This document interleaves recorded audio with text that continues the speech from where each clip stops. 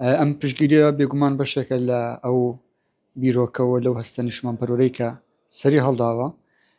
بە خۆشحاڵیەوە توانین بڵێن ئەمڕۆ هەموو کوردستان هەم باشوور هەموو پارچەکانی تری کوردستان یەکدەنگ و یەکەڵوێستین و هەمومان بۆ پشتیوانی لە خوشکبراکانمان لە ڕۆژئاوا و لە ڕۆژهەڵات بە هەر شێوازێک کە بتوانین بەشدارین هەر کەسە و لە شوێن و لە ئاستی توانای خۆی بەشدارە و ئیشەڵا ئەمە دەرفەتێکی زێڕی نەبێ بۆ یەکخستنی ئەو هەستە بۆ گۆڕینی بۆ بیر و بڕایەکی نەتەوەیانە و دواتر بێتە پرۆژێکی گەورەی نیشتیمانی و نەتەوەی.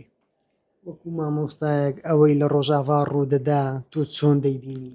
بێگومانەوەی لە ڕۆژ ئاوا ڕۆیات بە شوەیەکی گشتی تاوانی جەنگە و جینۆساید ئەنجامە درێ بەرامبەر گەلی کورد لە ڕۆژئاوا، وەروەها بێدەنگی کۆمەڵگەی نێودەوڵەتیش کۆمەڵگەی نێودەوڵەتی خاتە ژێر بەرپرسیارەتێکی ئەخلاقیەوە. ئێمە زانین کە بەرژەوەندی لە کۆتاییا بڕیارەدا، بەڵام لەناو بەرژەوەندەکانیشا کۆمەڵێک بەها هەیە کابێ ڕەچاو بکرێت و هەموو کۆمەڵگەی نێودەوڵەتی زانن کە کورد پارێزەری بەها مرۆیەکان بووە لە ڕۆژاوای کوردستان و لە سەرتاسەری کوردستان لە ڕوبەڕووبوونەوەی داعش بەشێک بوو لە هێزی سەرەکی ئەو جەنگە کە دژی ئەو تیرۆریستانە ئەنجام دراوە. کورد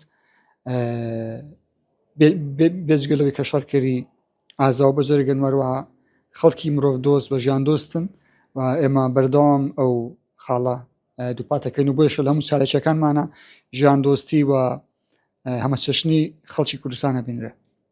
ئەنجامدانی خۆپشاندان و ئەو چاڵاکیانە بەڕای و کاریگەری دەبی بۆ کۆمەلگای نێودەوڵەتی؟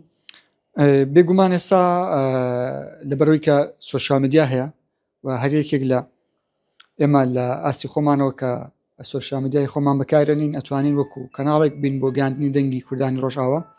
بێگومان بۆ حکومەی کە بەشێک لە ئێمەمانان ڕەنگە شارەزایمان لە زمانی تر هەبێ و ئەتوانین ئەو کاردانە ببینین کە لە وڵاتان دەبیندرێ. هەر بۆ نمونە لە ئەوەی کە بڕینی کەزی کچە شەڕوانێک کاردانێکی جیهانی لێکەوتەوە لە ڕێگەی سۆشیال میدیاوە کە گەیشتە زۆربەی وڵاتانی جیهان و خەڵکێکی زۆری ناکورد کە سربەنەتەوەی جیاوازن پشتگیریان لەو هەڵمەتە ڕاگەیان و ئەمەش کاریگەری ئەو جۆرە ناڕەزایەتی دەربڕین و خۆپشاندانانێک کە لە ڕێگەی